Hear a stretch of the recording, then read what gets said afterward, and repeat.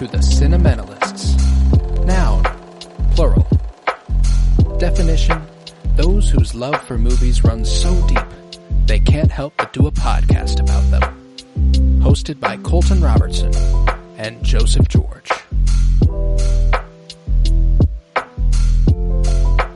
Hello everybody and welcome in to the Cinementalists and welcome to our TikTok Live. All 0 people watching at the moment. Hopefully that number grows over the course of the episode, and if it doesn't, fuck them. Who cares? I'm Colton Robertson. I'm joined by Joseph George. What's up, homie? Oh, what up, what up? Always a pleasure to be here. Oh, and it's always a pleasure to have you. Today we are discussing Stand By Me. It is our 1986 film in a series where we are covering a movie from 1976, 86, 96, 2006, 2016, and thus we'll conclude the month. But this week is 1986's Stand By Me, originally released in August of 1986, written for the screen by Reynold Gideon and Bruce A. Evans, adapted from the novel by Stephen King, directed by the legendary and now, sadly, no longer with us, Rob Reiner. How'd you feel? Was this a first viewing for you, Stand By Me? Yes. And one that I've honestly heard very little about, too. But now... You've known of after, it? Yeah.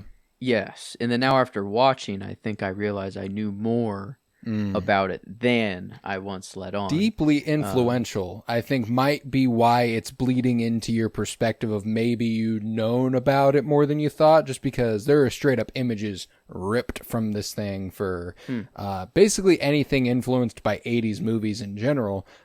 Stranger Things, the images of them walking down the fucking train tracks, deeply, Steve Harrington, Dustin, all them, you know, like, Stranger Things in and of itself, 4 children going on an adventure, it's quintessential 80s movie stuff, and therefore Stranger Things obviously is going to play with it. But man, yeah, I'd seen this one time, very long time ago. Like it'd been a long time, to the point where there were plenty of moments. It was basically a first viewing. You know, it was basically a first viewing. I didn't remember how it ended. I'd remembered that one of them died. Didn't know how. Didn't know when. I thought a kid died, and I do see a dead kid, which is why I thought that, but you know, I thought one of them died. Dang. So the whole movie, I'm like, when do one of these fucking kids die? I'm like, this movie's going to take a terrible turn at some point. Some Bridge to Terabithia ass shit. But Bridge to Terabithia had the balls to take it there, regardless. Yeah, Stand By Me. My dad has long told me, you need to watch Stand By Me again. You need to watch Stand By Me again, and I'm so glad that we did. Yeah, it's at least in the genre of coming of age movies, this is it feels like a gold standard almost. Like this is, and it might offend some people. Sandlot, loved that movie, kind of grew up with it all the time. This is just a better Sandlot. This is it is like the quest that they're on is like. Yeah, and honestly, I can't. I'm trying to, there's nothing that compares to stumbling upon a dead body or actually knowing that there is a dead body somewhere. Like I don't have any experiences like that, but any time that you were doing something that you knew you weren't supposed to do or that you could very well get in trouble for, it was the best feeling in the world. Sometimes, or oh yeah, and just. I remember now it's a neighborhood. There's houses there, but there used to be just woods for miles and miles behind our neighborhood. And there was this little group in our neighborhood that we wanted to build a tree house out there. And we gathered up material. We ganged up a little bit, and then it ended up one parent found out. Luckily, they were the chillest parents out of the group. And they were like, okay, we'll let you still do it, but let me build a foundation so you guys don't die. So while you're building this. So they built the foundation. We did it all. And then so we're, we don't really feel rebellious for doing so. It's like the woods. We're just building a tree house. But then we're told this land is for future neighborhood, blah, blah, blah. And you guys can't build here. Yeah. And, blah, you can't do it, whatever. That, It only made me want it more. Like we're not stopping, So like we built, but it was like we knew it had like an expiration date. It was a weird. So that's like the closest. I'm not leaving. Yeah, like I'm not fucking leaving. Yeah. And maybe I'm just thinking of that story because it's like it's in the woods, and it's like the youngest kind of story like that I could think of. But that does remind me of I hadn't considered relating it to stuff that I did when I was a kid, and obviously like it brought back general feelings of nostalgia, and like the closing line whenever he's like I never had a friend like I did when I was 12, heck, or Jesus, who does, which kind of a sad sentiment, but there's truth to it. There's a little there's a specialness to, and it's a general existentialism that comes with aging, which is just generally the more you experience, the less special things become, and that's not. Again, it's a perspective thing. That's not true. Like that doesn't have to be true. Your perspective can allow it to be true. But, I thought back to, I had a couple of friends, and it's funny how often I think back to who my best friends were at like specific points in my childhood. And it was proximity based. Like, it was my neighbors. My neighbors were my best friends at the time because like they lived right there and I got to hang out with them all the time. So I had a kid who was catty cornered from me named Ryan, and a kid a block down named Sam, who I actually walked with at graduation. We were friends for a very long time. Haven't talked to him in a very long time either. So that's another thing that's like makes it very relatable is like some of the people that I did consider my best friends at the time when I was 12, I have not talked to in on the close end 8 years, on the far end 15. You know what I'm saying? And like that is wild. But so we would ride our bikes around the neighborhood, and we found this little spot that we were like, this is a fucking gold mine. This is an incredible find. It was the spot. We called it the spot. Like we're going to meet. Classic. Text each other, meet at the spot. Completely inconvenient to meet at the spot. Out of the way, not a central location, we had to all travel in the same direction to get there anyway. So we might as well like get together and then go to the spot. Nah, but you got to meet at the spot. See? And it was just this house that was for sale for a really long time in a cul-de-sac in our neighborhood. We would hang out in the backyard. We tried on numerous occasions to get in the fucking house, but we could not figure out how to get in the house without breaking into the house. And we did not want to be responsible for such damages. At least I didn't. I was the voice of reason. Now, looking back, I kind of wish I would have done some bullshit like that. Don't get me wrong. Like, this is not me advocating for you breaking and entering onto property that is not yours. I think that's stupid and you should not do it. There's a reason there's a voice in your head going, you shouldn't do that. Cause you shouldn't do that. It will cost your parents a lot of money and you a lot of free time. But I do kind of wish that I would have indulged myself a little bit more. I was very, very afraid of my parents' punishment. And looking back, I know a lot of people now whose parents' punishment was a hell of a lot worse than my parents' punishment. You know what I'm saying? Like my parents were very, very even-keeled and not heavy-handed. I would not have gotten my ass beat. I would have gotten ripped into. I would have gotten yelled at. But that was enough. That was enough to scare me when I was that young. And so like now knowing that was kind of the ceiling for their punishment, I do kind of wish I would. And if I would have indulged in that sort of behavior more, obviously the ceiling of their punishment would not have been yelling at me. There is a, it all goes together. If I had done more bad shit, their punishments would have been more punishing than yelling at me. But no. Yeah.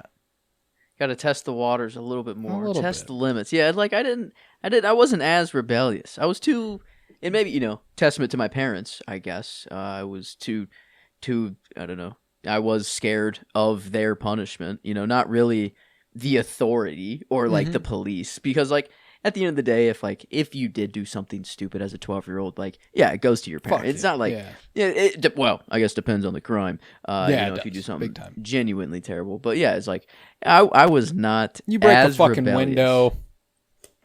Oh, yeah, happens.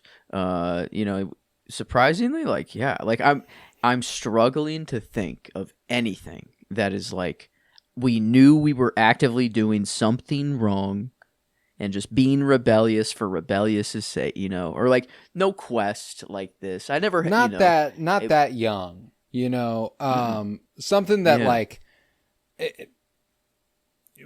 one thing that I always think about as far as having lost its zeal and having lost its like excitement is smoking weed. I did not do that this young. I know some people did. I did not. And nobody I knew did, but I know that people do generally. They smoke cigarettes in the fucking movie because it's the 50s.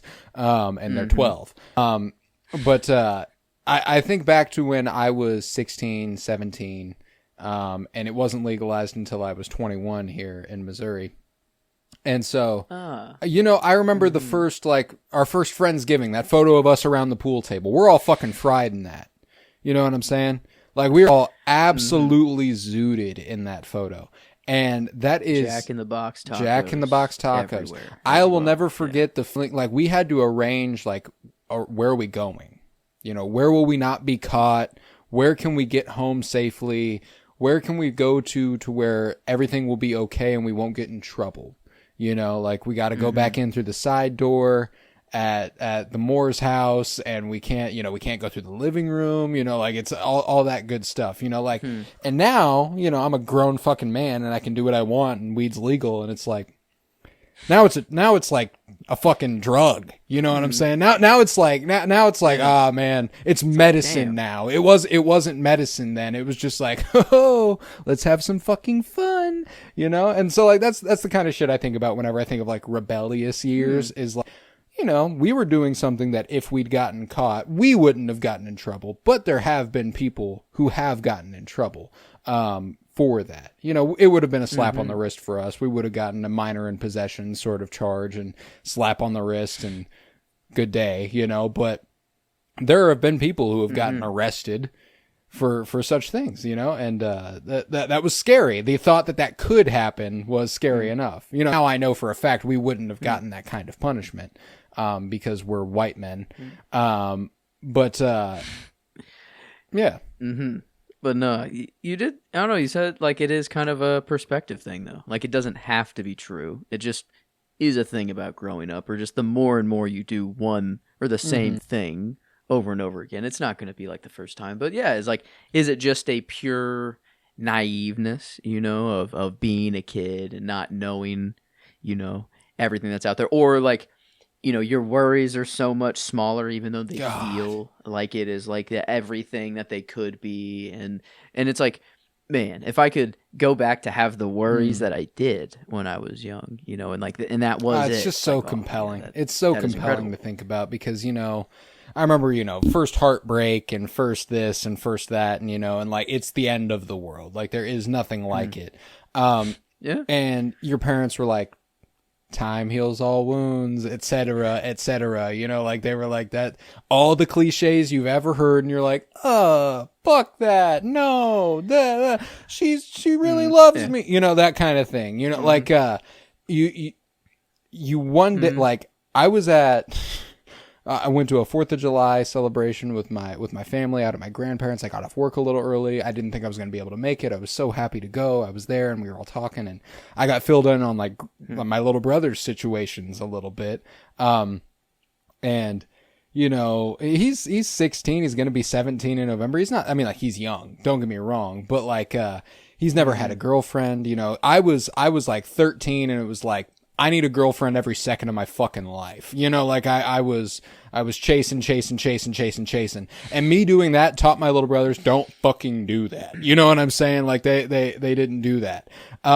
So Griffin, he's filling me in on like kind of the stuff that he's like, this happened. And I'm like, I bet it did. You know what I'm saying? Like, I'm like, we've all fucking been there, buddy. Like, it's like, I bet it did. That is so real. And like, one of my favorite things, and we talked about this, a movie that this kind of reminds me of, and again, it's more the coming of age story and the age at which it is set. It reminds me a lot of Moonrise Kingdom. Like the characters are that age, and that is the main factor that plays into that for me, you know. But the shout out Isaiah Jackson. I haven't talked to that man in a long time. Shout out, what's up, man? Thank you for liking. Timo's also in here, and he said we two look handsome. That's my boy. Thank you, Trent. You look. I just didn't want to interrupt Colton. Trenton. He was like, I know you're reading the comments, and I'm like, yeah. But I didn't want to just jump in right away, but no, No, yeah, but sorry, it reminds me a lot of Moonrise Kingdom. Yeah. And I think that, and it's more the feelings the movie gives me more than the movie itself. You know, like, I watch Moonrise Kingdom and I reminisce a lot, and I think about when I was a kid, and I think about first love, and I think about, you know, first kiss and first heartbreak. And, you know, I think about when I think about the trip I took with Brody when I was 12, and we went to, like, I got my parents to take us to Gulf Shores, or with, you know, my friend Peyton when I was 11, whenever, like, we found out we were going to spring training in Arizona for the Royals. It was electric, you know, like that was the kind of shit that I was like, those were the adventures then, you know, like I had sanctioned adventures. I didn't rebel, you know, so it was like, can we do this? Yeah. It was like, yeah, you can do that. And I was like, yay. And we like danced around, you know, like that was the kind of shit we were on. Yeah, man, like, is it like, it sucks that it's like a speeding ticket, or like, you know, like the most trouble I've ever gotten into, you know, or like, I don't think that sucks, you know, like, again, that's a perspective thing. It is a perspective thing. Like the quote unquote worst thing I ever did as far as like rebelling is concerned. And it ties back to like first heartbreak and all this stuff, and, you know, like insecurity born of that. I won't tell the whole story. I'll just tell you what I did. Which is that I was real upset one night. My friends were at Wilbur Young basketball courts over by Blue Springs South.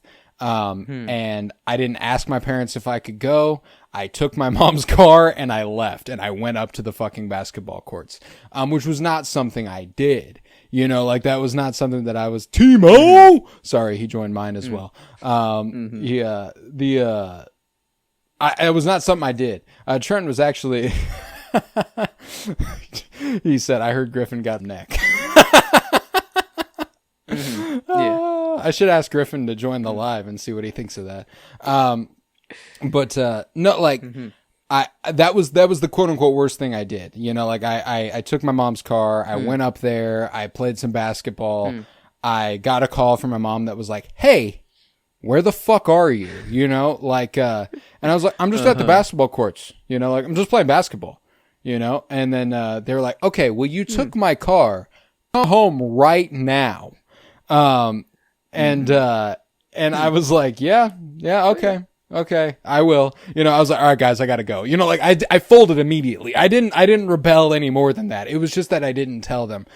Trenton's reminded me that our childhood adventures involved us playing FIFA, the video game 2014 and 15, and convincing our parents to spend hundreds of dollars in FIFA coin, which was all him, by the way.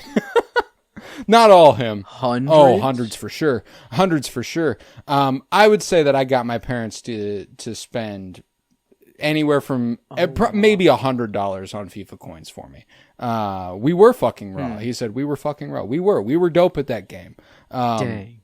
That's, I mean, the only thing we would tell our parents to buy, whether, you know, new games for Christmases or birthdays, but like if it was like a purchase more than a game, was just a DLC, and it was all the Call of Duty like map packs, you know, or DLCs, and it was like, you know, please, like it's $14.99, like, you know, and I already know you already pay for our live and like and all of that, but like, you know, we really like the level of just like convincing we have to do just for that, and like they were probably gonna say yes, no matter what, like anyways, they had to make it. That is like one of the elements of like being a parent that I find incredibly compelling.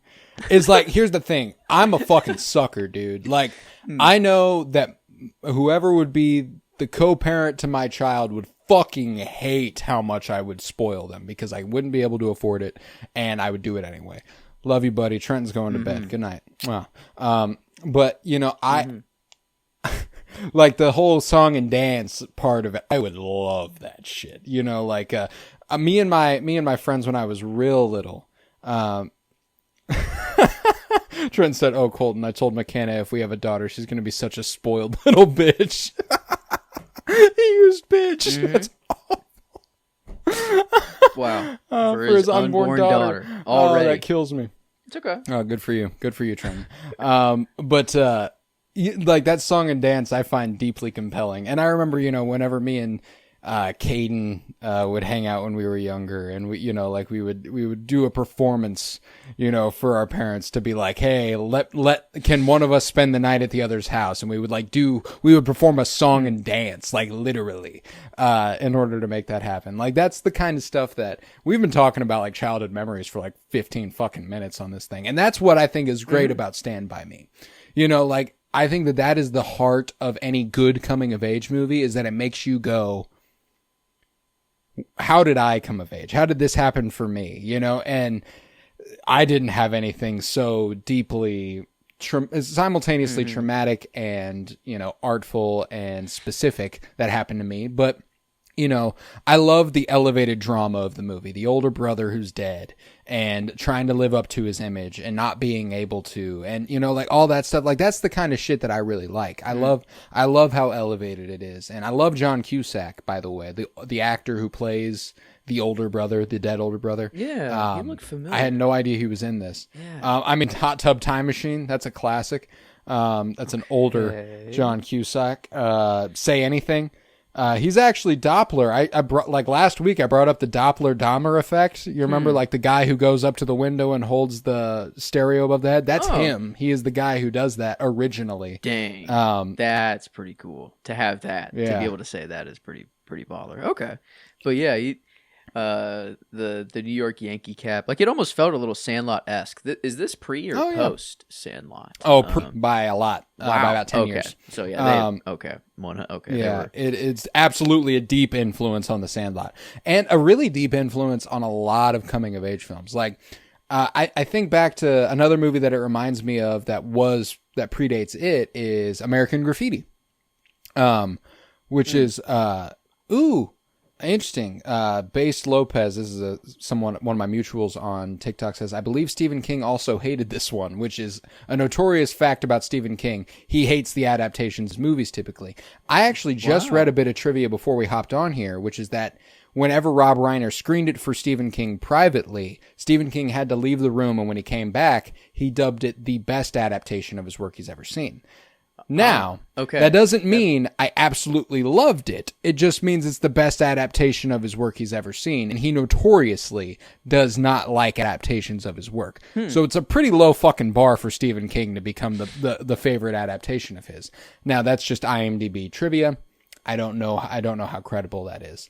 But, when I think of other coming of age movies that predate it, as far as like, going this young, I don't know how much had been done before. Like I think American Graffiti even was seniors in high school. Like they were going off to college and they had their last day of school and, like all that sort of stuff. Like, and that's a very foundational coming of age movie that I think even had a deep influence on this one. But E.T. was 82. That would have been before this. Goonies would have been 85, which would be before this, or 84. So that's a good point. Okay. But purebred coming of age movies, not like fantasy, sci-fi, like that. That stuff is like very treasure hunt, like there's other stuff going on there. This is just, this is a treasure hunt of sorts. Maybe Goonies is a pretty profound influence on this as well, but obviously the treasure at the end of the rainbow is not one you are exactly excited to find. And I love that Gordy has that perspective where he's like, hey, I don't know why y'all are so fucking excited. We're going to find a dead kid who is our age. Like, okay. I mean, they were hype. I guess, you have like Mouth in Goonies, which is the only one of like the child actors that I like really recognized, or like, because I grew up with the Goonies, or Goonies was like a, you didn't recognize Data, so like seeing Mouth, you would now. No one recognize. Oh, yes, yes.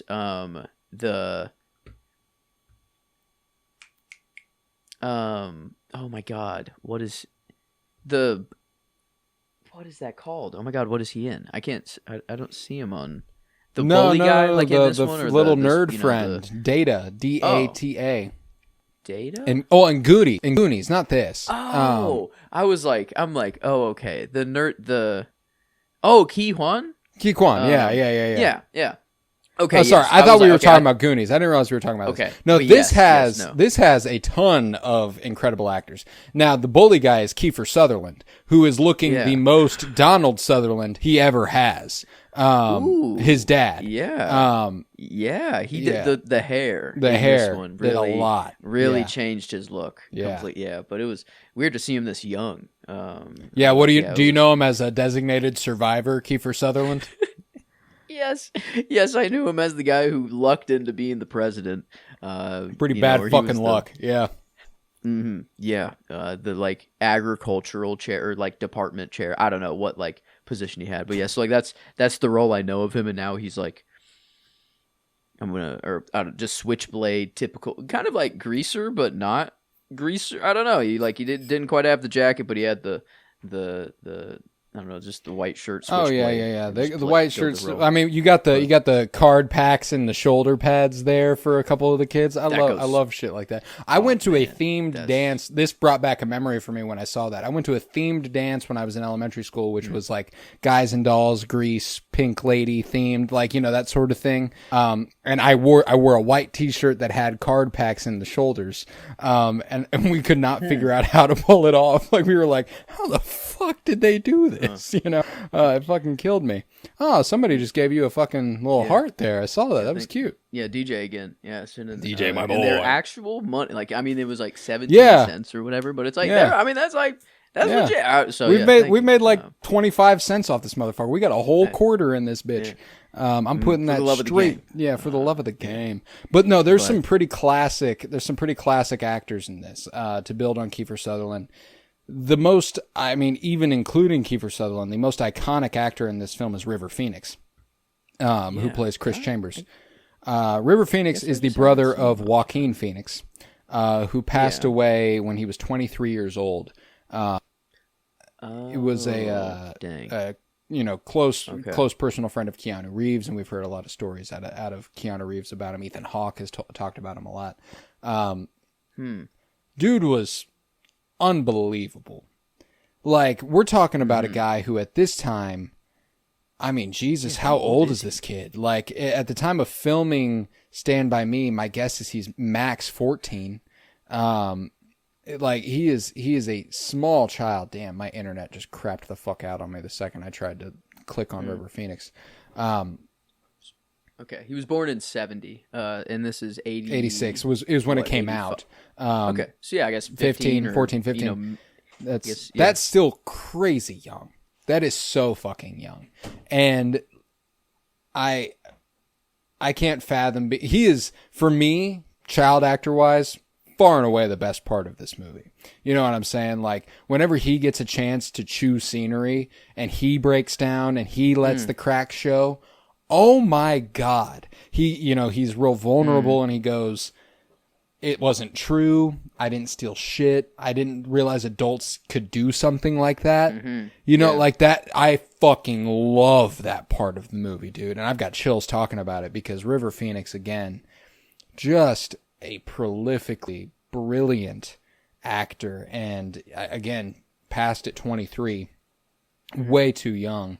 the heck? There's some, I mean, He didn't go on to be a lawyer, did he? And then no, he was an wasn't actor. stabbed He was in an a- actor. Yeah, in a he was restaurant. sadly it was drug related. Collapsed outside a club on Hollywood Boulevard.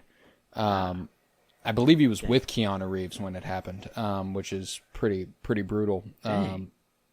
I believe I might be mistaken about that. I won't bet money on that, but I feel like I've heard Keanu say that like he watched it happen. I might be mistaken, but But no, the child acting like surprised me. I mean, because you're with them the entire movie. We get the epilogue and kind of, I guess the intro, like yeah, I guess you're sitting with Richard Dreyfuss. Yeah, Richard Dreyfuss, baby. And 11 years post and Jaws. I didn't know. Oh, he was in American Graffiti, by the way. How about that? Oh, yeah. Wow. Okay. Yeah. So they all it all kind of this MCU of coming of age movies. But no, like I didn't know. I thought we'd be like switching back and forth. I'm like, oh, Richard Dreyfuss, in the movie. Like I kind of thought he'd be a lot more common throughout. So I didn't know it would actually be just the kids the entire movie. And I don't know, they did a really good job. Like even like Mouth, like from Goonies, they kind of play the same character, kind of like the smart Mouth. He's called Mouth for a reason in Goonies, but he has a lot more depth here with like his father in the loony bin, or like storming the beaches of Normandy, or like and so it's like tell yourself what you want to hear, bud. That sort of thing. Yeah, but like every kid's father like had quite the pull on them. No real talk about any mother whatsoever. Not as important to that age of a young boy. I think that there is the series of jokes about your mother, which is also deeply essential. True. I guess many mentions deeply of a mom. Essential to being that age. But one of the things that something that resonates deeply with me is the relationship to the father, and like I'm blessed enough to have a really, really good relationship with my dad, and like there's a lot of stuff that like I'm as transparent and talkative with my father as I am anybody. He taught me to be deeply vulnerable. He taught me to be a comfortable with my feelings.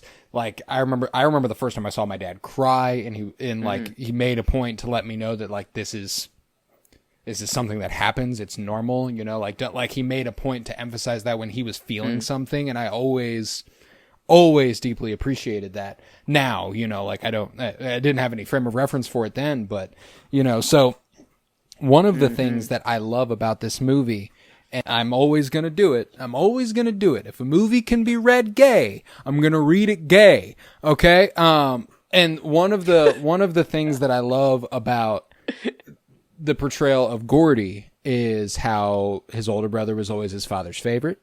He was the athlete. He was the good older brother.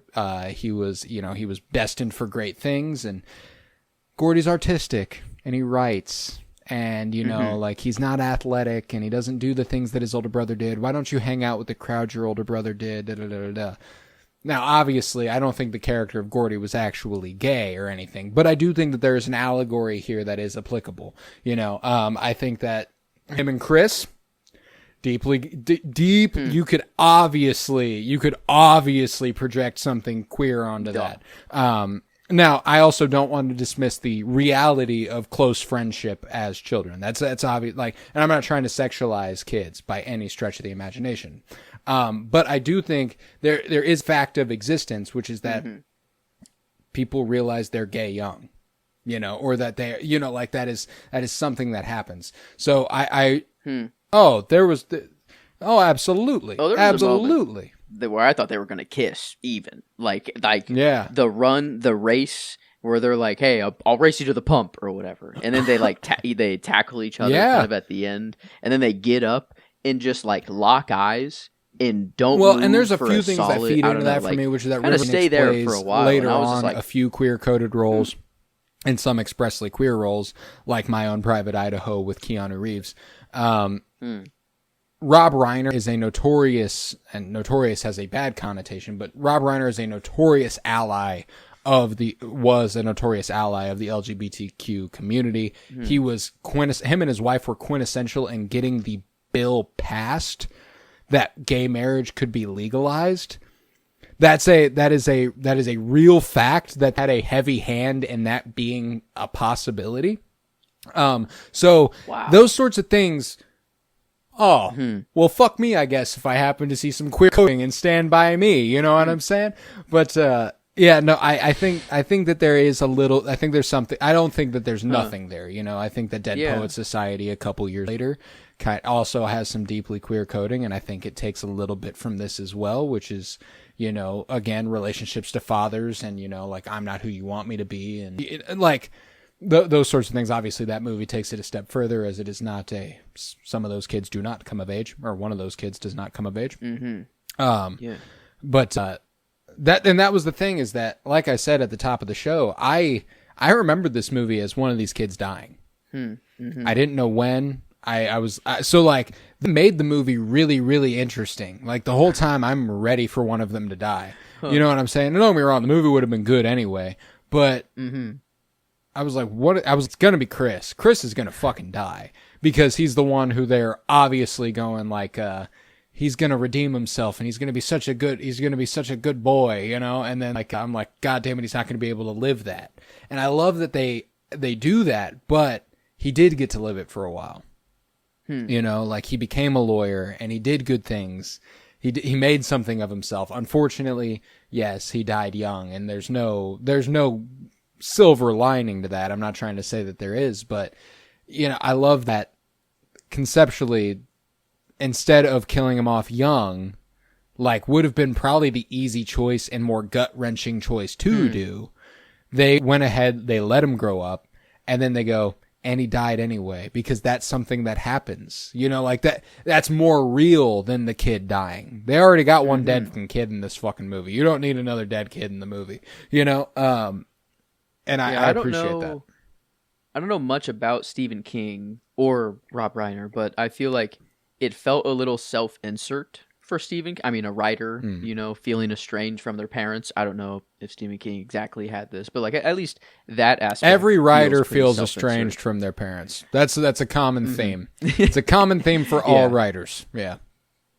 But I'm assuming he didn't. I don't think it's like.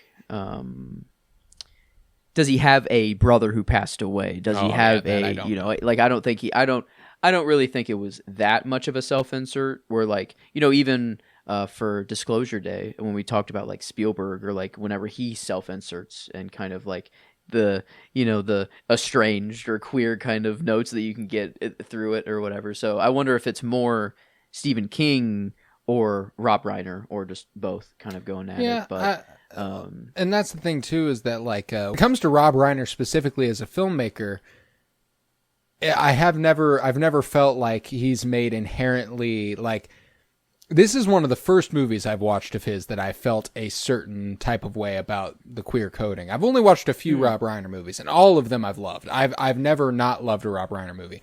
The American President, with Michael Douglas, a fucking gem. One of the best movies I've ever, one of the best rom-coms I've ever seen. When Harry Met Sally, the best rom-com I have ever seen. DJ just replied here and said, your co-host sucks at reading chat. I just don't want to interrupt, you know? It's like, you know. DJ, I'm not, oh no, you're right. DJ, I'm not going to lie to you. The priority here is the podcast. I can't fault my boy here for not reading chat. I just thought that was a specifically funny comment to make. I'm not used to this. This is new to me. Yeah, no, this is new. TikTok Live is secondary to the actual show. But regardless, I've never watched a Rob Reiner expressly queer notes the way that I did in this movie. There is the Princess Bride, When Harry Met Sally, The American President. Incredible run he went on in the mid 80s and late 80s. Because this is 86. The Princess Bride is 87. When Harry Met Sally is 89. You're good. That's as good a 3-film run, and as insanely broad a 3-film run as any you could possibly find. Like, that's something you can make the argument all day about, you know, any Scorsese 3-film run, any Wes Anderson 3-film run, any 3-film run from any director of all time, and I will absolutely hear it out. And I'm not trying to say this is the greatest 3-film run of all time, but what Rob Reiner did in his time as director was prove that being an auteur didn't mean you had to have a specific style. It didn't mean you had to watch a movie and go, well, this is obviously a Rob Reiner movie. You know what I'm saying? He made auteurship accessible. And I find that deeply admirable. Like, the fact that he can make a movie that everyone loves. Because, again, I just listed 3 movies that everyone... There are so few people who will ever tell you Nah, I don't fuck with Stand By Me. Nah, I don't fuck with The Princess Bride. No, I don't like When Harry Met Sally. You know, like, those are foundational 80s movies. And he did them back to back to back. And Yeah. you know what? I'm trying to think of, you know what, like, Scorsese did during that time? Is like After Hours, The Last Temptation of Christ, and I think Cape Fear. I think maybe it was Goodfellas. Maybe Goodfellas was the next one. Regardless. In 80. Yeah. Let's see. Because 85 would have been After Hours, 87 would have been Temptation. He's got so many movies. And 80, I don't think he had one in 88 or 89, so it would have been 90. After Hours might have been 86, actually. Regardless, not important. But like, that's the thing is, I can list the movies that Scorsese did in pretty much the same amount of time, and they're divisive. And there's something admirable about that too. Don't get me wrong. I'm not trying to say one is better than the other, but there has to be credit given to the fact that Rob Reiner could make Stand By Me, When Harry Met Sally, and The Princess Bride all back to back to back. Everyone, I've never met a single motherfucker who doesn't like those movies. You know what I'm saying? I've never talked to anybody who doesn't like those movies. And I believe there are people out there who don't like those movies. But don't get me wrong, you're trying to be different. You know, you're trying to be like, nah, I don't fuck with The Princess Bride. Why? That movie's cute as fuck. I'm not in that camp. I've yet to meet Sally, however, so I can't speak on that one. But at least Princess Bride and this one, the only that kind of through line or similarity is that I feel heart. Yeah. You know, it feels good in the heart whenever I watch it. That is like, another thing. I did say that, like, when, he made it so the auteurship doesn't come with the style. Even these guys who don't have a style have a style. You know what I'm saying? Like, there is still like there's a feeling a Reiner movie gives you that makes that, like, if I watched an entire movie and had no idea Rob Reiner directed it, I feel like at some point I would be like, this reminds me of the way Rob Reiner movie makes me feel. You know what I'm saying? Like, he knows how to tell a good fucking story, and he doesn't do it in a way that prioritizes style over substance, but he also doesn't negate style altogether. He does his thing, and he does whatever the story needs. And I love that is his motivation, you know. And again, that's not to say that something on the opposite end of the spectrum, like Wes Anderson, who I think is expressly like, I'm going to make you know this is what I do, and I'm also going to tell a story with it. You know, like, you know when you're watching a Wes Anderson movie, on first glance, you know when you're watching one of those movies.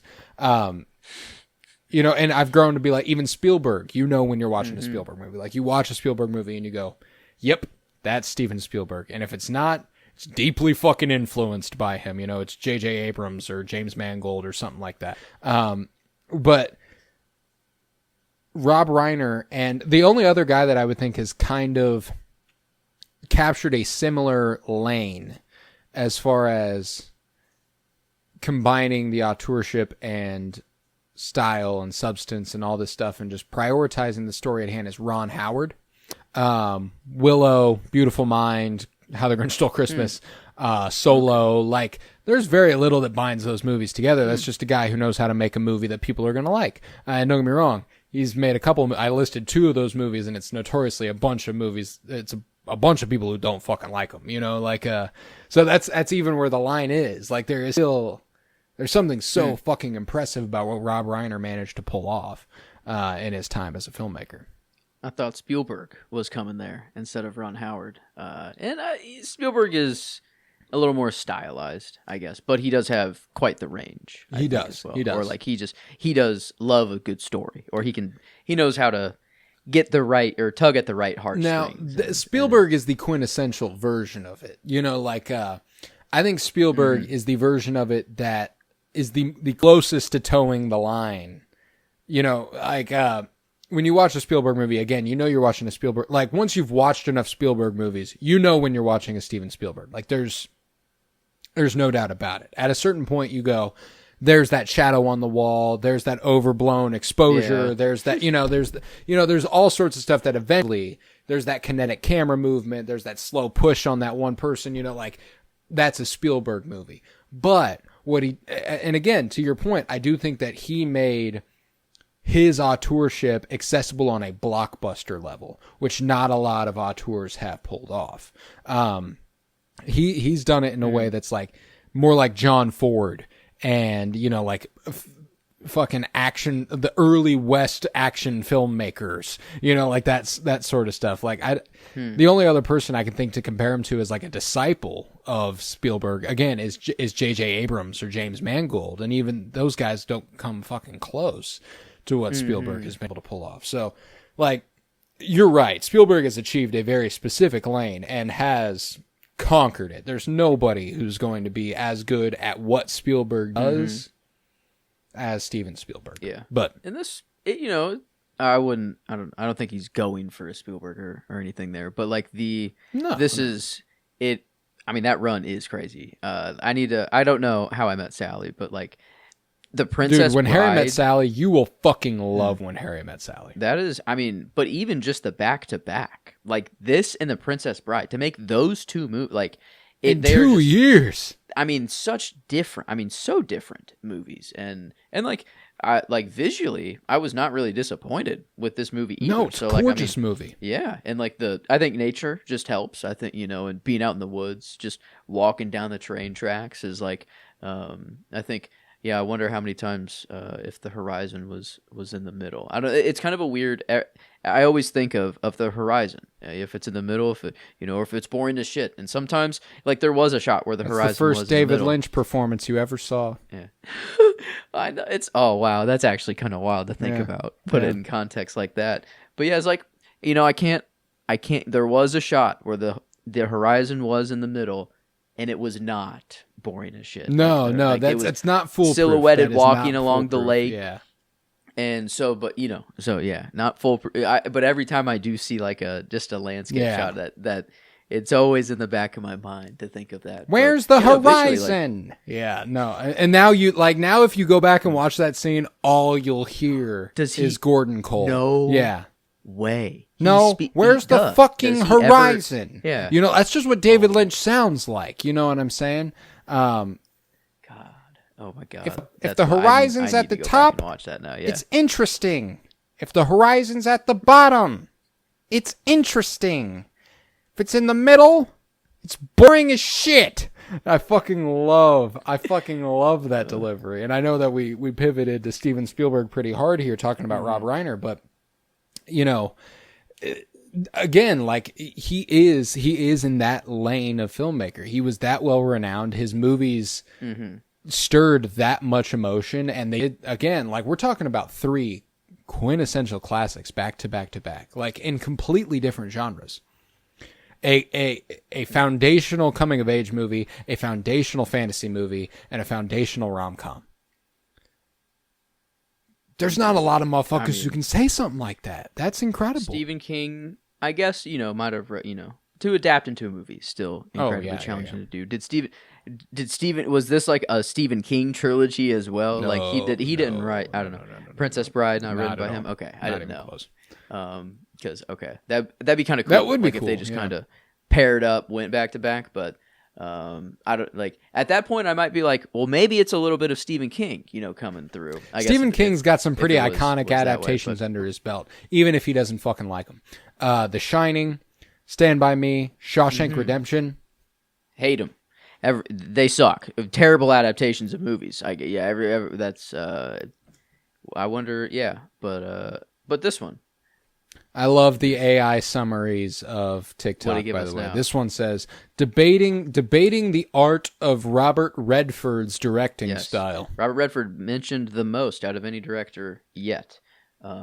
We had definitely mentioned Robert Redford prior to me saying that. Yeah, wow. That's they're almost there. It's catching up. Maybe it's not quite conscious 100%, but no, there was I guess kind of this might be backpedaling a little bit, just kind of onto just the childhood memories that it did bring up.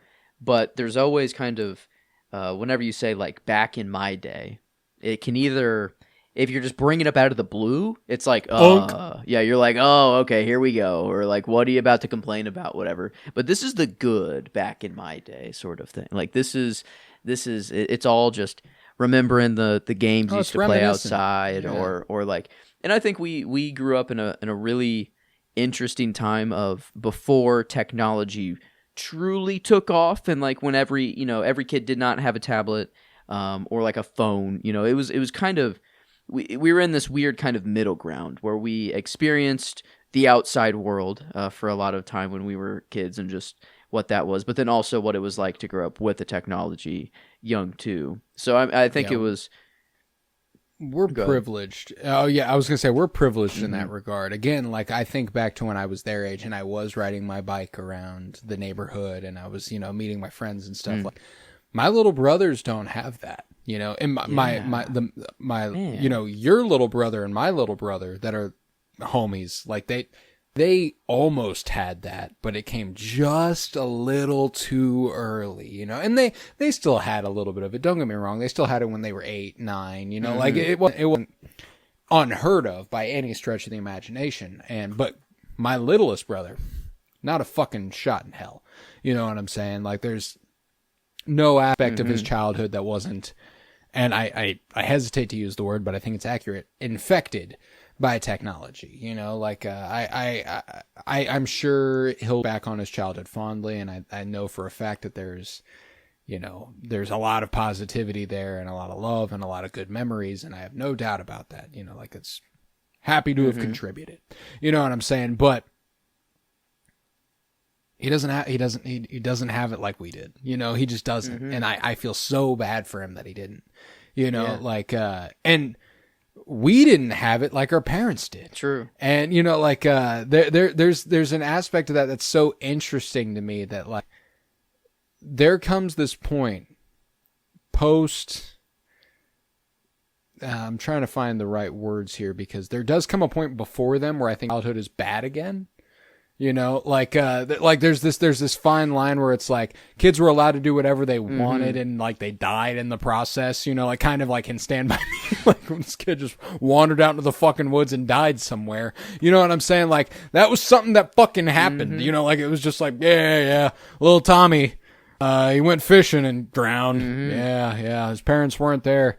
They had no idea for 3 days. Like that's the kind of shit that like just wouldn't happen now, which is, that's one of the positives of technology, but, like, there's this middle ground where like my parents got to do whatever they wanted. They didn't have any supervision and stuff, but also it was like post segregation and shit like that. Like that's kind of that's more what I'm getting at, is that it's like, it was socially acceptable for them to hang out with kids who weren't other white kids, and, stuff like they had a broader experience of childhood than my grandparents did. You know what I'm saying? Like that. And so generationally, I think it's interesting to have seen it evolve in such a capacity, to where like, again, we're back around to a point where I don't think kids are living the way that, not that they're not living the way they should be. I don't want to be preachy, but like they don't know. Like, I mean, they don't know. It's the world they live in, and just kind of, I think, like you go to a concert nowadays, and 95% of the crowd has their phone out recording it.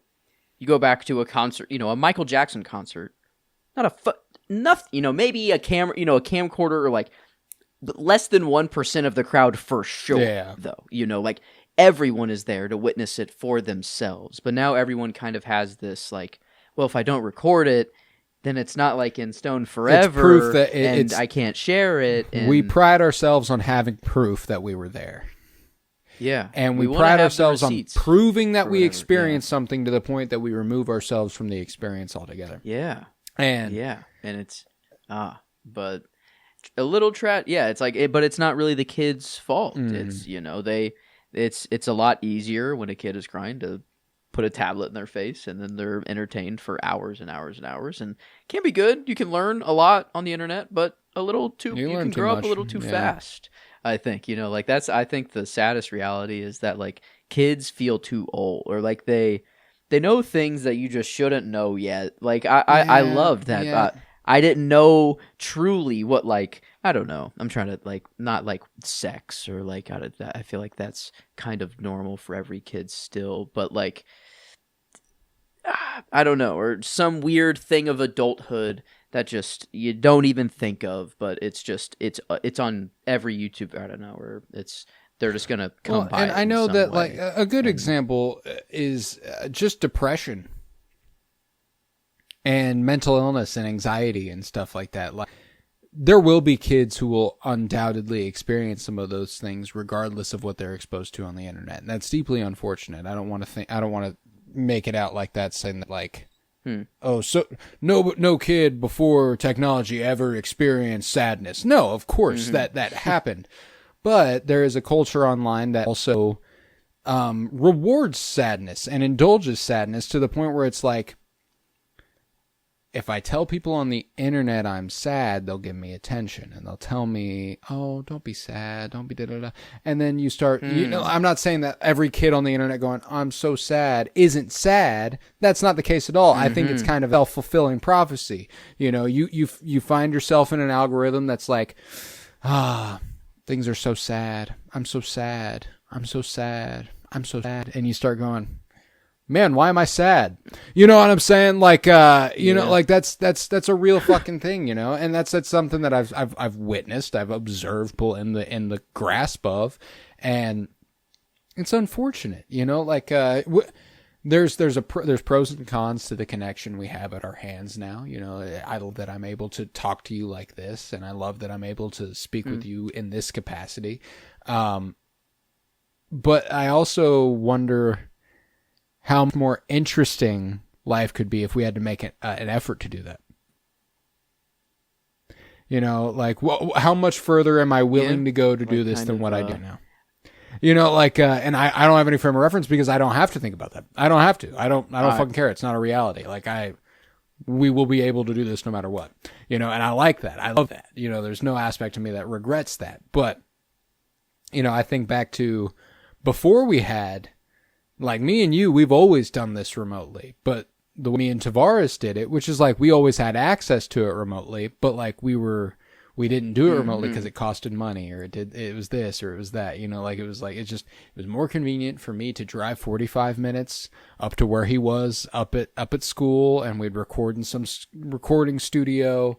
That was, it was a lot of fun. We had one microphone, we'd set it in the middle of the room, and we'd talk out loud. We'd turn the volume on the microphone way the fuck up. You could hear the white noise like crazy. If you go to like the early episode of What Is Now Geek with me, they sound like shit. They sound awful, and that's why. That's how they were recorded. Is that we would be in a room, we would set the microphone between us, we'd turn it all the way up. There were episodes we recorded where we sat side by side, like hip to hip, and spoke into a microphone. You know what I'm saying? Like that, and like that. Obviously, there's a part of me that fucking loves that kind of. Like that kind of intimacy is a funny word for it, but that's an intimate thing to have, to know that I've done like with somebody. Like, that's fun, and like, don't get me wrong. I've spent as much as me and Tavares talked in those early days, me and you have surpassed that amount of talking by probably 1,000 hours, which is wild to think about. But I don't know. There's if it could be in person, it would be. Oh, it's a different game. There is a different level to that. And maybe not to get too, I don't know, it's all energy, or you feel each other's energy, man. But no, there is a completely different way of interacting with someone. Like when you are just in. Well, there's a different way of interacting ever since we started doing this. Ever since we started doing the TikTok live stuff. I haven't seen you while we recorded in like, what, 2 fucking years? Like, we've been doing it the old way for a long time. So like, this is a step up that I am profoundly grateful for. And now we did it with video for a really long time. So even when we weren't seeing each other, like, I knew, like, the other part of the intimacy of that is that, like, we learned each other's cadence to a point where, like, we knew when the other was done speaking, and we knew when the other was, like, so, like, it's all give and take, man. Like, that's why I'm like, again, do I think that there is inherently anything better, like 100% absolutely better about the way that we grew up than the way kids are growing up? I can have the perspective that yes, that's the case all day, but they don't have that perspective.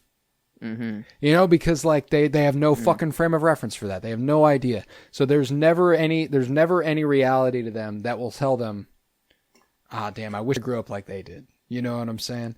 Like the only frame of reference we had for our parents growing up that way was like, oh, it would have been awesome if you didn't give a fuck about what I was doing. You know what I'm saying? Like, yeah. And you know, like what kind of gripes me is that everyone has each other's location now, and that's great for parents to know where their kids are. But like, before phones were a thing, it was I'm leaving the house, I'll be back by 10:30 or 11, whatever. And it was just kind of this trust thing, and it felt, not that I don't want parents to know where their kids are, but it's like it feels like there is a more of an iron claw that parents can kind of have, or like a and I don't know if that just it feels like it kind of makes, like, I don't want to rat anyone out, but some kids, like it makes them know how to get away with things easier, or like, you know, like it forces them to rebel. Well, it forces them. ways. Oh, yeah, it forces them to be more meticulous in their evil. You see, you know, like So it's like now they're actively plotting instead of just being like, nah, they don't know. You know, like it used to be so easy to go, nah, they don't know, but like now it's like they know, and how will I get around this? It's like nurture versus nature a little bit, and it's like you gotta let them go a little. Like no matter what, my parents told me many things that I just learned the hard way. Like, and but when they told me, I'm like, what do you know? Fuck it. You know, like what have you done that I haven't? Like live, I don't know, way longer than I haven't done this exact thing that I've been through. It's like, so like, but it's like, no, I got this. I know what I'm doing. Don't worry. And then it's like, oh, dang. Okay, I understand. And God. So it's like a very humbling. I think back to like conversations me and my mom had, and you know, like me and my dad, but like specifically my mom in this regard, where my dad, he did a lot of stuff to like always kind of be my friend also, which I obviously I admire, and he always knew he knew where the line was. He knew when to be like, okay, well that's enough, you know, like but like my mom was always really, really matter of fact and straightforward with me, and was just always like, hey, so this happened, you know, like one day it won't work that way. One day it won't feel like this. One day it won't da da da da. And my dad would be like, that bitch, you know, and you know, and I'd be like, don't call her that, you know, or some bullshit like that. But, you know, my mom was always like, yeah, she would, wouldn't she? You know, and like, I always appreciated that realness, you know, like, and she'd always be like, I'm sorry, you know, like, I'm sorry, but like, yeah, you know, like, I was, you know, we were all that age once. That's what being that age is. And I'd be like, man, fuck that. This is a completely original experience. You know, like, nobody's ever felt the thing that I'm feeling. And that's and again, this goes back to one of my favorite quotes from Ethan Hawke, about art and engaging with art, and going like, you know, there's so many aspects of life that you could go so long and never view a movie as anything more than a movie, or a song as anything more than a song. But then you experience heartbreak or loss, or profound joy and elation. You found out your partner's pregnant, you're going to have a kid, and all of a sudden the song means everything. All of a sudden the movie is all of a sudden everything takes on a whole new life, and art becomes sustenance. And that foundationally has just always been, ever since I heard that, putting that to words has just always been so essential for me, which is why I love whenever I think of nostalgia as content. And I hate using the word content in reference to movies, but there's some stuff that utilizes nostalgia as content. A lot of, you know, like multiverse, Marvel sort of like Deadpool and Wolverine. And it's like, Blade! You know, like, you know, that sort of stuff. Like, that uses nostalgia as content. This uses nostalgia as a fucking tool. And we've had a whole hour-long conversation that has been about this movie without it being about this movie. And I think that is, that's incredible. That is something that, like, that's timeless. That's what's beautiful about nostalgia, is that you can, this is the sustenance the art sustenance for nostalgia. Stand By Me, American Graffiti, you know, these sorts of Moonrise Kingdom, these coming of age movies that span decades as far as release order is concerned, but everybody was 12 once. You know, everybody was a kid, and everybody has felt the way these kids feel on some level. Not the exact level. I didn't find a dead body. My older brother's not dead. Da, da, da, da. But on some level, you've related to something in this movie, and I find that just so enamoring. And yeah, it gets, you know, fantastical at some points, or like the older, the guys that are threatening the little kids, you know, and pulling a gun on them, and like all of that's some 80s movie ass shit. That's that I love that. Bro locked that in, element of 80s. He was movies. like, no, I'm not killing everyone. I'm just you, just like Just only you, motherfucker. And What's he was up? like, What's up? he's like, oh, you know what? I actually don't think you're kidding a little bit. You know, like, you know, okay, fair enough. And so yeah, Gordy said, "You come around this way, you will get clapped." Yeah, it was cold. Yes, I was looking at the trivia. I guess in the book they did get the shit beat out of them at the end. So they gave it up or did the anonymous call, and then the older guys beat the shit out of them. And I wonder if there's like a meta thing going on here. He tells them a story at the campfire of the blueberry pie or the cherry whatever pie eating contest, and they're like, oh, that's a shit ending, or that's a terrible ending. He should go on and be blah blah blah. And I wonder if like Rob Reiner a little bit is like, that's a terrible. You're gonna have the kids get beat the fuck, you know, or like the shit beat out of them at the end of the story, and it's like, all right, and then also. Guy dies at a restaurant and gets fatally stabbed. I guess you know that at the beginning. You know, I don't know if it was actually known at the beginning of the book. It's not known. Well, I guess I don't know. But in the context, I love that reveal. Like the end of the movie where it's like he became a lawyer and then he was at a restaurant. You go, oh no, that was exactly what happened for me, because I was like, this kid fucking dies, right? I was like, why does this kid not die? And then they go, what's going on there? What happened? The sirens are going off currently. In Rolla. So that's interesting. I was like, is this seek shelter? Like, am I here? And I'm like, are you okay? At first I'm like, hey, I think the sirens are going off there. And then I'm like, oh no, the whole room like kind of slowly tears apart behind me, and I'm like, yeah, I don't know, I really fuck with Stand By Me, you know? Well, the thing is, I can't go anywhere. This is the only room I got. I guess my shower might be the most safe. Yeah, no, but I'm like, I would go to the bathroom out there, but like I don't have a basement anymore. That's the one thing. Like the second we looked at these places, I was like, where would I seek shelter? Like that's how fearful I am of tornadoes, because like one of them hasn't affected me yet, but they've affected people. Something that happens. It's not unheard of. So I guess I'm too Midwestern. I don't know. I hear the sirens and I'm like, okay, I'll go outside and check, or like I'll make sure it's not like too bad. And then I'm like, no, I'm good for a while. You know, like I'm good for a while, but like, you know, I'll turn on the news and they're like, you know, so don't play about this, and I'm like, I'm sure it's fine. It's the second that I start hearing shit outside. Like if all I hear is a siren, I'm like, it's fine. But you hear the. Just and then debris.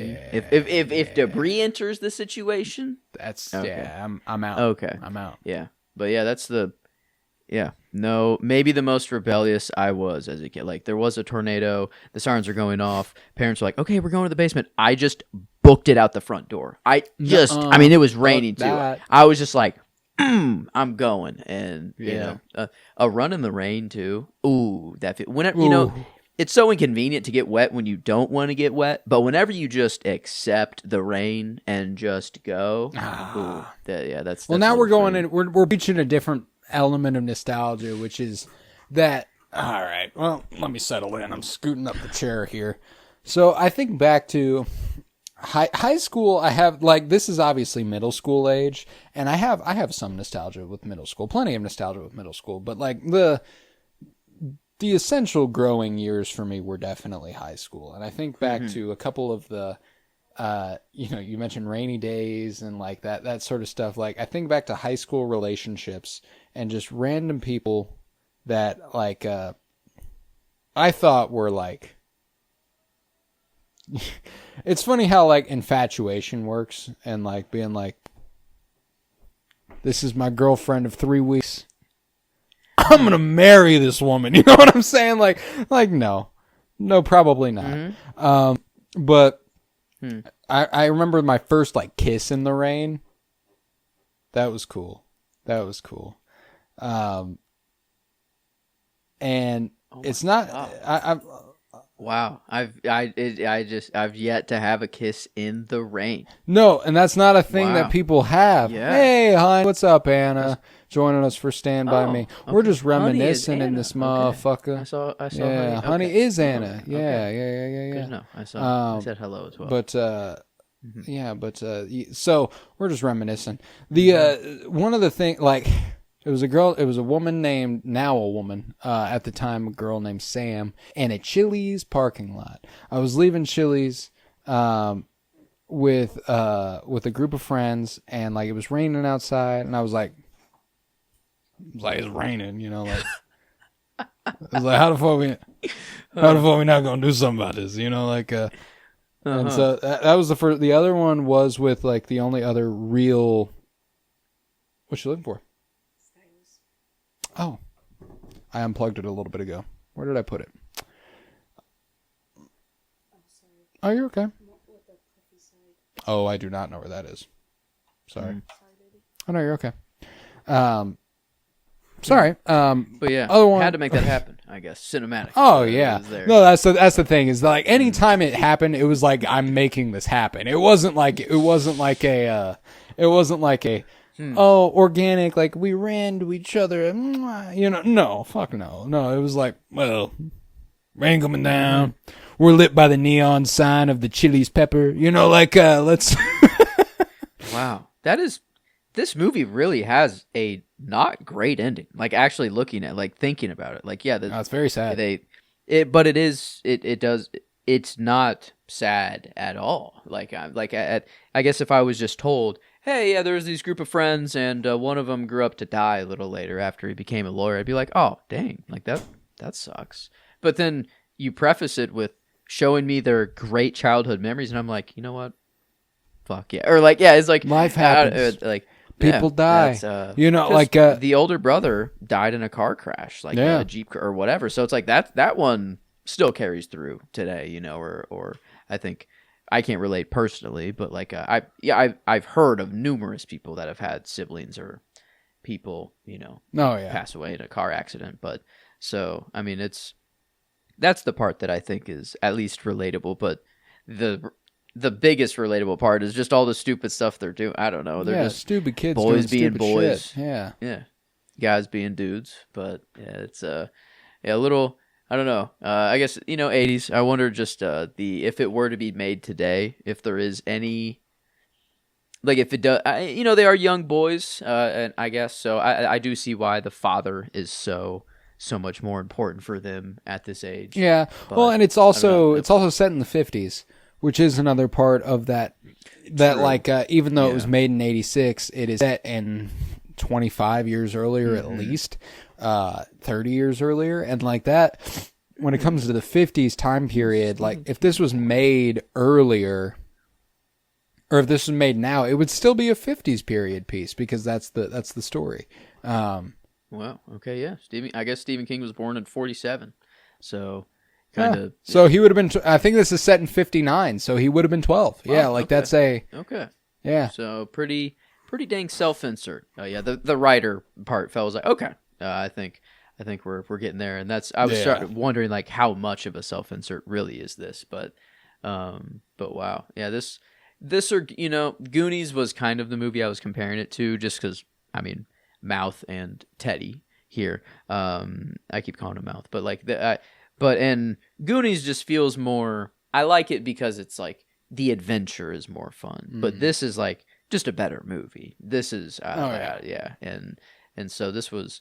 I don't know, I didn't know it was this, or like, I wasn't quite ready for this. I didn't know it would be this emotional. I thought it was just kind of like, I don't know, just fun kids having, I don't know, doing stupid, I don't know, or what. Yeah, coming of age shit. Breakfast Club, you know, that sort of thing. You're like, yeah, good time. We're all different, but we love each other. You know, like, maybe we'll be friends again tomorrow, you know. But, not zone of interest, or it wasn't devastated. This wasn't I wasn't just absolutely it didn't shake me to my core. Whatever, Yeah, but I mean, still, I was just kind of just ready for, I don't know, a normal just kid movie, and then okay, I'm crying right now, or okay, this is getting a little too real. So yeah, it was a very, very nice viewing. Definitely a I think my kind of gold standard now, for sure, for coming of age stories. And yeah. like, I mean, it's got to be. It's it's essential in that regard. I think that there's only a couple coming of age movies that I kind of hold in any similar regard, and American Graffiti is one of them. But more contemporarily, I'm trying to think of. I mean, The Breakfast Club. Mm-hmm. It's pretty fucking gold. Modern one, Edge of 17, pretty fucking good. Not this, but it's pretty fucking good. Good coming of age movie. But Sky High does exist. Oh Shit, yeah, that's I forgot. No, I'm kidding. That's top like, one. Yeah, like Top all two, my not coming two. of age are like Disney, or like it's not. I don't know. There's always some weird twist where it makes it sci-fi or something else to it. But no, this just normal human experience, and just going out with the boys in the woods, and yeah, that shot, or the shot I've seen, and then the end of the movie, Gordy, never gonna get out of this town, or whatever. Like that line is at the beginning of a Kid Cudi song, and like I've heard that over and over. Like I've heard that line, or like, not if I see you first, and he had one older brother. Oh, what song is that? But oh my god, that's gonna bug me if how do I not know the You know what song? movie this influenced the most? Like specifically Chris and Gordy's dynamic? Good Will Hunting. Ooh. Yeah. Okay. Yeah. Come on, Chris, and if your parents aren't going to give a fuck about you, well, then I'm going to give a fuck about you. You know, you got to make it out of this town. You're going to make something of yourself. You keep hanging around with guys like us, you're not going to be anything. You know, you're not going to be our friend in high school. I know you're not going to be our friend in high school. Why? You're not going to be, you're not supposed to be our friend in high school. You know, Bridge to Terabithia. I already brought that one up, Anna. Me and you, we're like this. I brought up Bridge to Terabithia at the beginning of this fucking thing, about an hour and 10 minutes ago. One of the first things I said was that Bridge to Terabithia had the balls to kill the kid, and this movie did not. I thought the train was almost going to do it, or maybe the gun. They were kind of playing with it a little too willy-nilly at points, and I thought like accidental fire going to go off. So yeah, I kind of thought one of the kids could go, but yeah, it was never like, I didn't have it like, one of them does die. Oh my god, when does it happen? That would be a crazy way to watch the movie. Or like like you can't really plan for that, or you can't really force that upon another movie. You kind of have to just kind of not watch the movie for a long time like you did. But like I don't know, a weird lens for sure. Hold on, I'm sorry. Now I'm focused on chat here. Anna just said that Old Yeller was her first movie, and ever first movie ever. Old Yeller. That's a tough fucking starting spot. Jesus. Someone where they shoot the fucking dog at the end. What the? Oh my god, she doubled down. She said, yeah. That is. Oh no. I'm sorry. I've never seen Old Yeller, and now already knowing the ending, I won't ever see Old Yeller. I admire deeply that you remember what your first movie is. Was it the first movie that ever affected you on an emotional level? Like, I think was it the first movie that made you cry. Traumatic or was it just events. The first movie you ever saw? It's that scarring. I think. Like no, it would be. I mean, I know what the first. I brought up the first movie that made me cry several times, and it was Bridge to Terabithia was early, like deeply scarring. Bridge to Terabithia, I was like, first movie you ever saw? Christ, how do you even remember something like that? I guess that would be one you remembered. There. Yeah, I guess if that is the first movie you saw, you fucking remember it. Because they kill also, a dog. Like I Am Legend, dude. I that good movie when I was growing up, but man, I hated when he had to put down his dog, and just the way he did it too. Like, yeah, so like any dog death, I think that's like that just sticks. It's gonna sear into you. It sticks a little differently. First movie that ever made me cry was Curious George. I was in the movie theater with my mom, and they start shipping little Curious George across the ocean. He's in a little shipping container, and he's yearning for the man in the yellow hat. And I'm like, this isn't okay. This isn't how things were supposed to be, you know? And I'm 5 years old in this movie theater. I'm sitting there, and I'm thinking, this world isn't good. This world isn't kind. No, this ending sucks. I'm like, this can't be how life is. Are you telling me that someone's gonna rip me away and send me across the ocean? And sorry, it's a little real. Didn't mean to take it there. That's rough. Yeah, it's yeah. But no, okay, yeah. At least in the theater. Yeah, my first cry was at home, movie wise, or at least that I can remember. King Kong. Whenever he falls off the building, man, that was that. I can't. I don't know. I can't. I can't do it.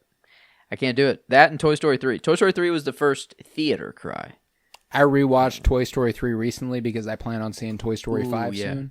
Kind of the tablet kids are kind of little on the nose a little bit. Yeah. The Toy Story 3 it got me. And it wasn't the scene that used to get me. You know, the scene that used to get me was them like holding hands, barreling towards the fire. Now it's Andy and Bonnie. Now for me, it's whenever Bonnie goes, "My cowboy," and she reaches for it, and Andy kind of goes, "Yeah." Yep. Oh, I did not like Andy leaving. At the end. No, I was not okay with that. Like I kind of no shade against Bonnie. You know, she's just a kid. You know. It's not her fault, but I did not like Bond. I'm like, no, those are Andy's toys. I'm sorry, but like Andy's got to come back at some point, you know. Yeah. But yeah, so I was not okay with that movie. Yeah, nah, Anna. So we're gonna take the end of the Stand By Me episode over to Toy Story for a little bit. Anna says, "Hot take: they should have ended Toy Story at Toy Story 3." I don't entirely disagree. In fact, at the moment, I agree. However, I haven't seen Toy Story 5.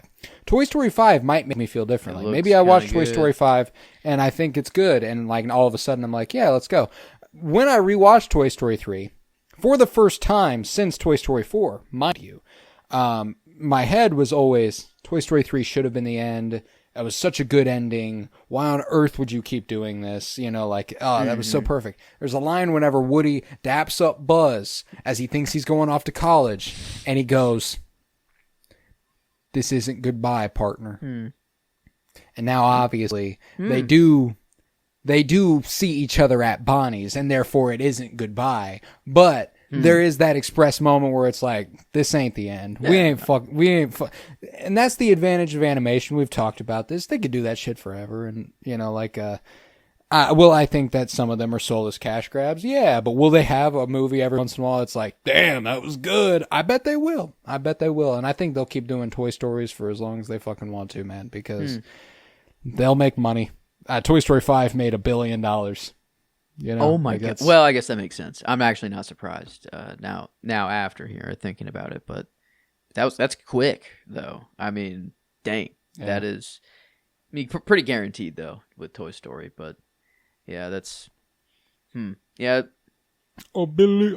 I mean, I'd say if there was a Rob Reiner Stand By Me 2 remake that dropped right now, maybe not Billy, but you know, like a posthumous or like it wouldn't be a Billy, like like that, but. Yeah, it's a modern. I don't know what's the most modernized version of the movie so far. Stranger Things. Yes, and Stranger Things is the most modern adaptation of Stand By Me there is. Yeah, yeah.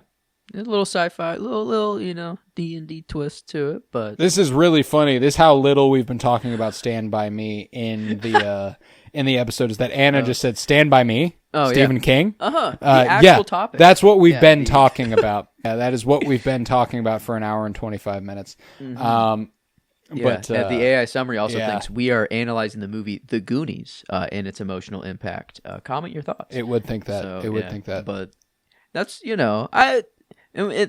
it's come up many times. If a movie can take you outside of it and get you to think retrospectively, it's a good thing that the art being sustenance. It is. It is for the brain. It is a good thing, yeah. And I think we've had several episodes like this. This isn't a first for us by any stretch of the imagination. But whenever we do, these are some of my favorite episodes. Whenever it is like a movie allows us to go and just go. It allows us to just talk about shit. That's why I do it. It's why the podcast has its name, The Sentimentalists. It's not, I want to talk about the movie, but I'm a sentimental motherfucker. If it leads me to talk about stuff that we've experienced, I'm happy with that. So yeah, I think that with that, I will do some plugs and then we'll rate this movie and then we'll get out of here. We do have a nerd shit podcast. It's called Geek With Me. And at the moment we are covering House of the Dragon, which Anna is regularly a part of in the TikTok live chat. You ought to join her. Follow me at Cora Bloom, Colton Robertson. You can follow Joe by extension there. We would love to have you. We would love to talk to you. We would love to see you. So follow me on TikTok. That's where we do live recordings of our episodes. All of our episodes we are now doing on TikTok Live. And it's been a great time. I'm giving up entirely on TikTok Studio and trying to make it so that the audio on TikTok Live has my actual podcast audio. TikTok Studio nearly killed my computer. I just discovered this. Literally almost killed it, so I'm done. I'm done with that shit. But I will keep doing it on my phone because fuck it, who cares? So Geek With Me. We've also done a great podcast on the show Twin Peaks, where I was rewatching it. Joseph watched it for the first time, and it was an absolute blast. If you've never seen Twin Peaks, you have to watch it. The show was called Fire Pod With Me. It was friendly to the first-time viewer and the rewatcher alike. I didn't spoil anything for Joe. I made little funny allusions that if he went and listened to now, he'd be like, Jesus, that's on the nose. But he'd have no frame of reference for it at the time. So it was a lot of fun, especially for the first-time viewer. But the rewatcher gets a lot out of it, too. But yeah, let's rate Stand By Me. How'd you feel on a scale of 1 to 10 here? Okay. Well, we're not quite Taxi Driver, I think. From last week, landed 9.75 there. Yeah. I was trying to think of like the most recent movie we've covered that would be close to this, and I don't really know. There's no one that pops out, at least. But I think not immediately. I don't know why 9 flat jumped out, and then it was like it felt barely high, but then 8.75 feels a little. I don't know. It felt barely low to me. I'm going 9.25. Okay, that's where my gut takes me. I think it's a great movie. I think Rob Reiner directed the shit out of it. I think it's incredibly well performed by a lot of young actors. Really well written. Brilliant needle drops. The soundtrack is incredible. I have it on vinyl over here. And I mean, like, it's just an eclectic gathering of 50s pop songs, and that needle drop at the end. When the night is young. Yeah. True. And the land is dark. Hard. Much better soundtrack than Taxi Driver to listen to, I'd say. Lollipop, lollipop, oh, lolly, lolly, lolly, lollipop. Okay. So yeah, I guess. Now I'm debating if I guess we could just average out at a 9 if I do go with the 8.75, or it would get that little bump. It'd be a 9.1, I guess. But fuck that. I think go with your gut. Don't balance shit. Yeah. No, it deserves the bump. If I did say it's the gold standard kind of coming of age movies, so I think it's crossed the threshold. It does tie. A 9 is saving face. That's what both of us gave. And it's movies, one number, can't really compare. But like that's tough. I don't know, that is a little tough for me. I don't know which movie I favored there. If I had to choose one, gun to my head. Yeah, I think that like.